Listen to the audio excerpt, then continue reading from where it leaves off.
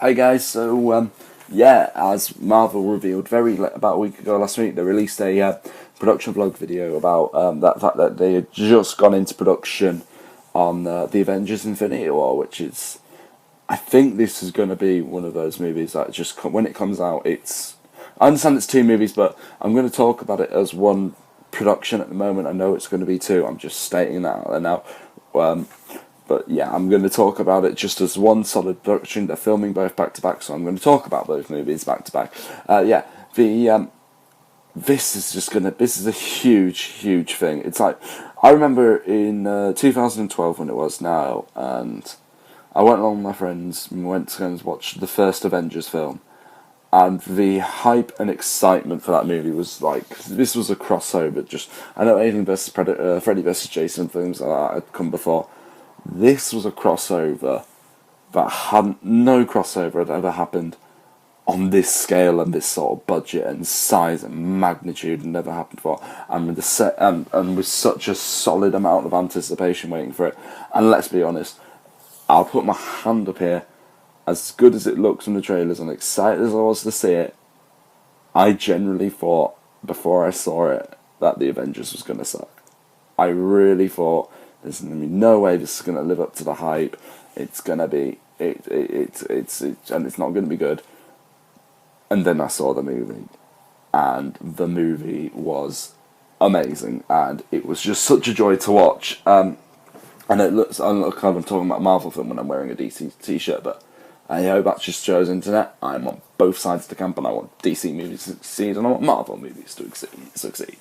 But no, so yeah, this is what we then, and it was a great movie, and it just captured that amazing feeling that we were watching all these characters finally combined for one film together, and and then they release it, and then just Avengers: Age of Ultron afterwards, and that, as good as that one was, it didn't quite capture that feeling, that first thing of what the first Avengers was, but was still awesome. It was still a really good film. And then they sort of did a crossover, like a sort of skate thing like it again, even though they called it Civil War last year. A lot of us think of it, it's Avengers 2.5, sorry, it is Avengers 2.5, as much as it is, it really isn't, that's so weird. So, and now they've just gone into production on Avengers Infinity War, and I think there's no question about it that this is just going to be massive. So I'd like to use this video to talk to you today about what can we expect so far, and what do we know so far from the Avengers Infinity War. Now, I've just got some notes up here just to make sure I'm keeping track of things. And I don't want to get have a complete meltdown on information. Just hold on a second, let me just reload my notes.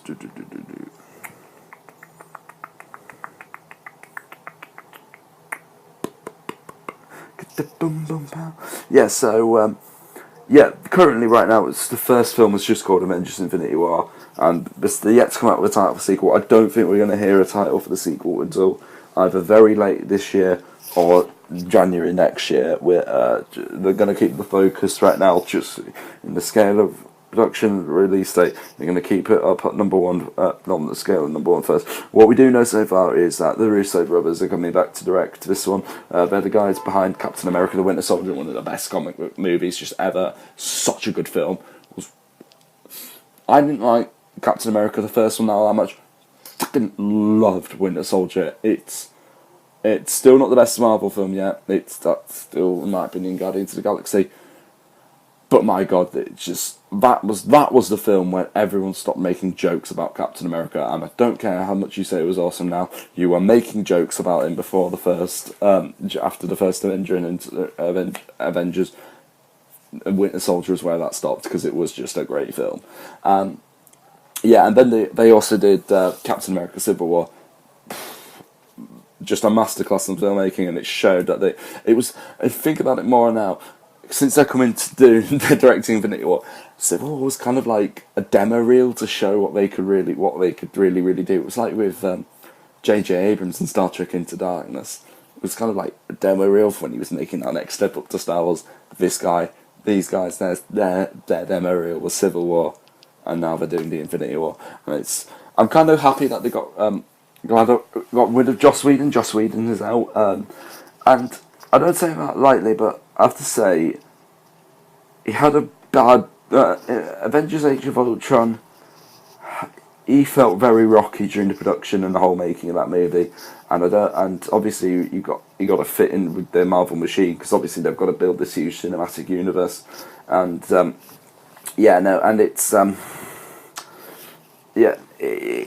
that's why people like Edgar Wright and stuff left Ant-Man. They've got to fit into this machine. So actually, I am on their side, and also I feel like his vision, Joss Whedon, when he came out with the first Avengers, it felt fresh and exciting and new. Avengers Age of Ultron, it didn't quite feel like that. So therefore, and I came out went in wanting the first Avengers essentially again, and we didn't quite get that, and it was like, ooh yeah, it didn't quite feel the same when you sing all together. It's like, oh yeah, but even though we're so used to it now, it's so weird. So we made. I think that they made the right decision to getting. Even though these guys have done 2 Marvel films before, right decision bringing them in. They're clearly fans of the property. They're clearly fans of what they're making, and they know how to make a good movie. And I'm really excited by this. And it's also with the production scale on their size. I don't know if it makes a difference or not, but I think having 2 directors, it's going to help balance out the mental illness and the stress, because I can imagine a scale of this film is high. And one thing that's also really like, not many people have drawn attention to this, but when you see, right, so let's go through who's starring first. Even though the scriptwriters we've got let me get the name right. Christopher Marcus and Stephen McFeely are coming back to script it. They did all the Captain America movies previously beforehand, and they did the first Thor film, and I feel as though they're a good safe pair of hands for scripting this. They seem to know their material, and they seem to be turning out some really good stuff. So yeah, I'm all on board with them coming into script it. Now the cast. Let me just get up. Nothing official has ever come out about the cast list. So I'm actually going to have to Google to make sure I've got this all right. Because I don't want to be saying things. I don't really want to send rumours out there, because otherwise it could just fall back on my head. So let me just get it up here. I'm going on IMDb. So if anyone has a problem here, it's IMDb. IMDb, right. We've got 28 official cast members so far. And even though, like, I think the Russo brothers said in an interview while promoting Civil War last year, they're dealing with something like nearly 63 characters, really high number. But these are the primary characters we're expecting back. Scarlett Johansson's going to obviously be coming back as Black Widow. We're obviously this is really exciting. Now, this is official, because it was confirmed in that video that the Guardians of the Galaxy will be coming into Avengers Infinity War. That's instantly so exciting for me, because I love the Guardians of the Galaxy. So obviously that means that we've got Chris Pratt coming back as Star-Lord, Zoe Saldana, Dave Bautista, Bradley Cooper's coming back to voice Rocket Raccoon, so there's Vin Diesel coming back to voice Groot. Very interesting to see how a different pair of directors has a take on those sort of characters. Really interesting. Who else? We've got Karen Gillan also coming back from Guardians of the Galaxy, even though she wasn't a part of the group in the first film. She was actually a villain. So in the second one she's going to be becoming part of the group, so that's really interesting to see her coming back into this. We've got Benedict Cumberbatch is coming back as Doctor Strange, and that's exciting. He was really good in that movie. And obviously we've got Chris Hemsworth coming back as Thor, Chris Evans back as Captain America, really interesting, and Robert Downey Jr. coming back as Tony Stark and Iron Man. Really interested to see where they go with that relationship now after Civil War. And so those of you who haven't seen the end of Civil War, I'm slapping a spoiler alert onto this. That obviously it ends with the group divided, and obviously now we're all getting absolutely everything just up, all groups divided, everything's in charge. The Avengers is nothing but a name now, really, and now so it's really exciting now how they're going to get back together again, because they're going to have to fight the big boss, the evil, which is Thanos. Now, this is a guy I want to spend a bit of time talking about. Thanos is going to be played by Josh Brolin, and he first appeared, I don't know in the comics, but on screen he first appeared in that little mid-credit tease and the end of the first Avengers. Yeah, like, where it's like the real comic book. I mean, I didn't. A lot of people got this. Some people didn't get this in the mainstream. Like, who is that guy? And a lot of comic book fans, they knew who he was getting. They knew who he was. I didn't know who he was initially at the time. You know, didn't recognise him. And my friend told me, "That's fantastic. That is like the Avengers, like ultimate bad guy."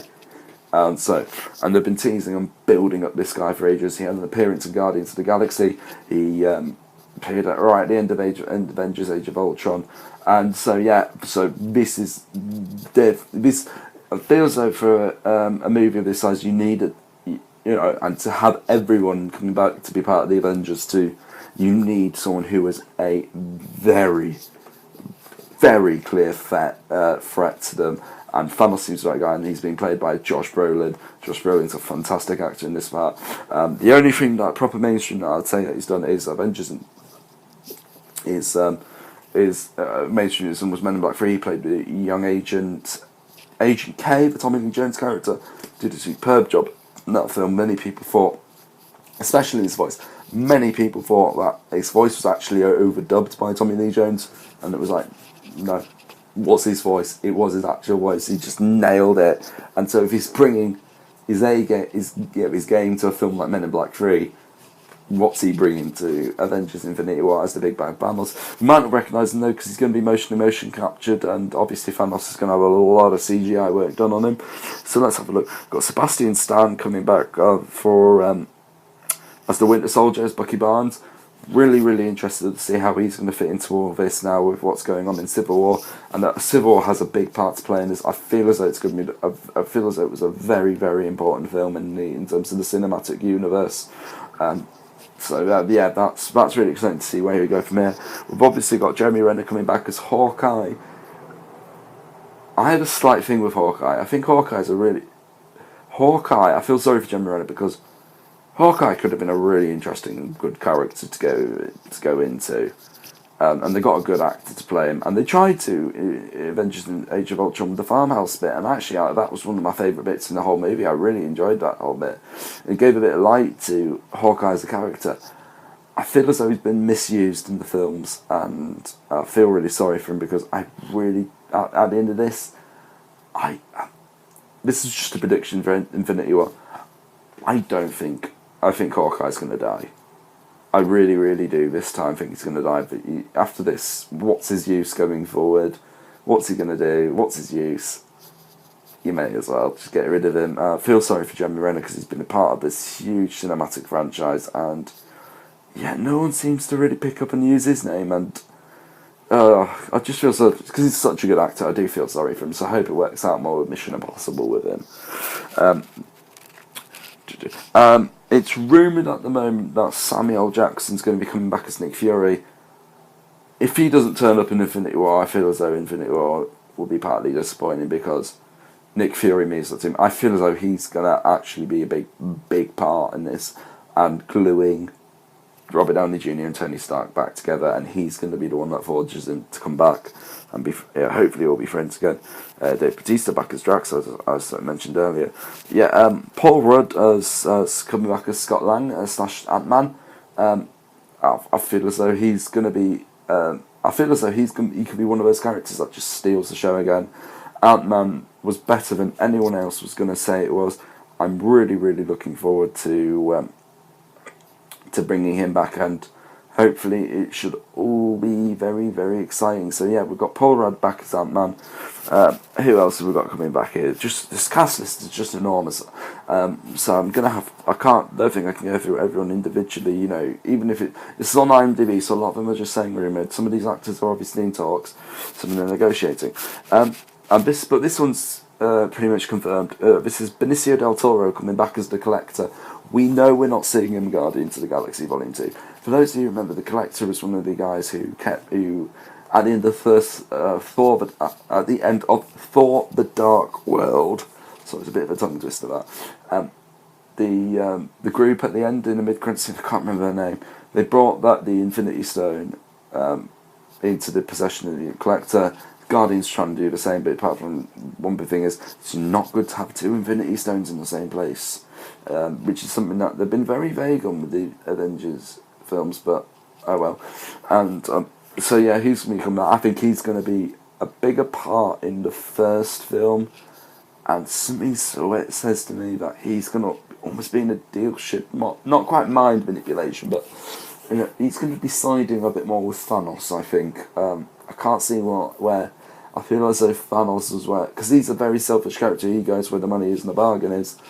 I think the money and everything for him, it's going to be with Thanos. I don't see the reason to why he will side with the Avengers. Who else have we got coming back? Mark Ruffalo will be back as the Hulk. Everyone loves a bit of Mark Ruffalo. That's why they're putting him in Thor Ragnarok, because everyone loves him. He's really good in the role. But Marvel, why won't... I know, we do know the reason why Marvel won't give us a Thor film, and that's because of Universal. But oh well, we'll move on from that. Paul Bettany's coming back as the Vision. Rumoured at the moment is Chadwick Boseman returning as Black Panther. I don't see why he won't come back in it. Yeah, that's the majority of the cast. Oh, wait, there's one I haven't mentioned, and that has to be... it was two, actually. I'll go through one. Brie Larson as Captain Marvel. I don't think we'll see any of her in the first film. I think she'll come in the second film, because by then... I think her movie comes out by then. If not, it'll be in the run-up to it coming out. So therefore, they'll give her a bigger push in the second film. I don't think they will use so much screen time because they want to. The screen time that they will almost use to try and set her up, they should really be using more to set Thanos up again. I feel as though we need to spend more time with Thanos, if anything, in these films, and show why he's going to be one of the few villains that in the MCU that turns out to be a really, really good Marvel villain. So yeah, that's really, really good. I'm really also looking forward to the fact that we're getting Tom Holland back as Spider-Man. 3 years, 3 films.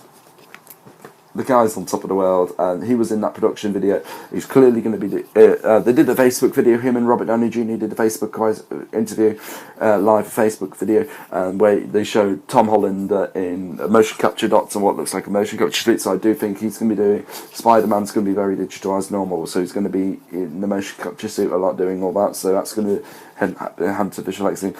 I'm really, really, really, really looking forward to Spider-Man Homecoming. I'm a Spider-Man fan. I feel as though Spider-Man Homecoming could finally be that Spider-Man film that all the Spider-Man fans have been waiting for, that truly great Spider-Man film. I mean, Spider-Man 2 is a great film. We're waiting for that great Spider-Man film. There's a difference there, in my personal opinion, because I think Spider-Man 2's got some faults. I actually personally prefer, in terms of the Spider-Man film as a fan, I actually preferred Spider-Man 1, the first Sam Raimi one, and the Amazing Spider-Man 1. I feel as though they're better Spider-Man films, but let's not talk about the Amazing Spider-Man 2 or 3. I mean, Amazing Spider-Man 1 is good, Amazing Spider-Man 2 sucks, and Spider-Man 3 sucks. So yeah, it's been very rocky, so I feel like this is going to be a film it's going to find a breakthrough, and it has to be for Sony, because in terms of reboots, this is the last roll of the dice. This has to stick. They can't go back and go, oh, I want to do the Amazing Spider-Man universe ones. No, there's just no going back now, Sony. Now you've done this deal. We loved him in Civil War. It's in your guys' hands now with this. People think he's back at Marvel. Marvel are just controlling the story. They have no financial input, and the guys who have the financial input have the biggest input. But it seems as though Sony are financing and are trusting Marvel with the story output on this. With no doubt about it, they will be having their say, and I kind of get the feeling that they had a big say in the casting of Tom Holland as well. And as we know, he's just last Sunday he got the BAFTA for Rising Star, and I feel as though he's a superb choice, and I cannot wait for him to really blossom in his own film. So my high hopes for that, and they're clearly fairly confident, very confident in the character by the fact they're throwing him into Infinity War as well. So yeah, that's the cast of the Infinity War. Now, we've recently come up with a synopsis for which I will look up and read out properly. For the Infinity War, they have, which I think it's more or less what we were all thinking with the summary the Avengers Infinity War. Plot summary: the Avengers Infinity War. Okay.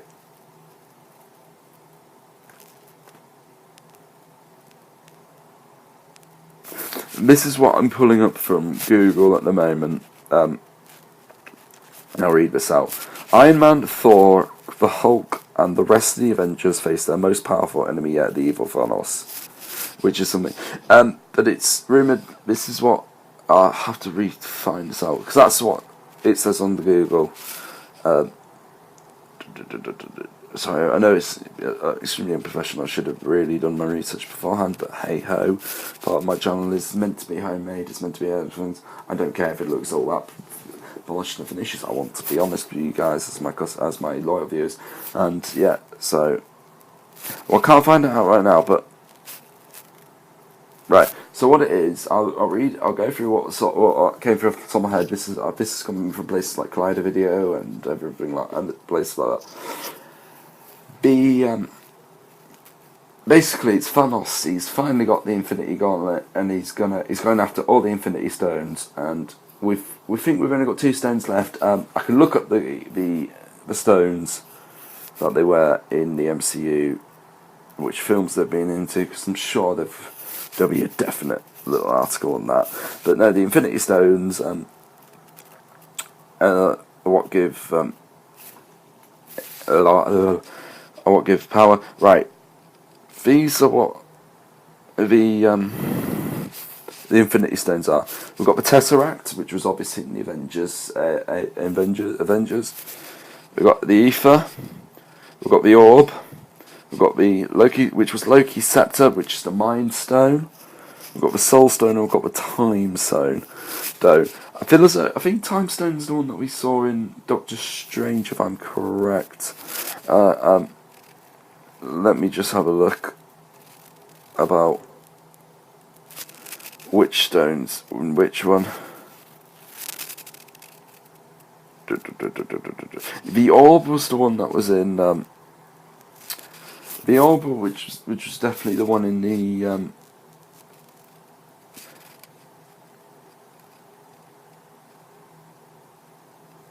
The Orb was the one that was in the Guardians of the Galaxy one. Obviously the Mind Stone was the one that we were introduced to in, and the Tesseract, which was the one that we were introduced to in both Avengers films actually, because that's the one that's implanted right in Vision's forehead. Sorry for getting so close to my camera there, I was just checking my recording time there. Which Infinity Stones are in which MCU film? Yeah, so I don't want to be guessing and get it wrong. It's oh god, it's right. Yeah, because obviously the Tesseract's been in the first the first Avengers film and the first Captain America film, and obviously it appeared right at the end of Thor, so that's where the Tesseract came from. Ether was Thor: The Dark World. Nothing, so that was the one with that one.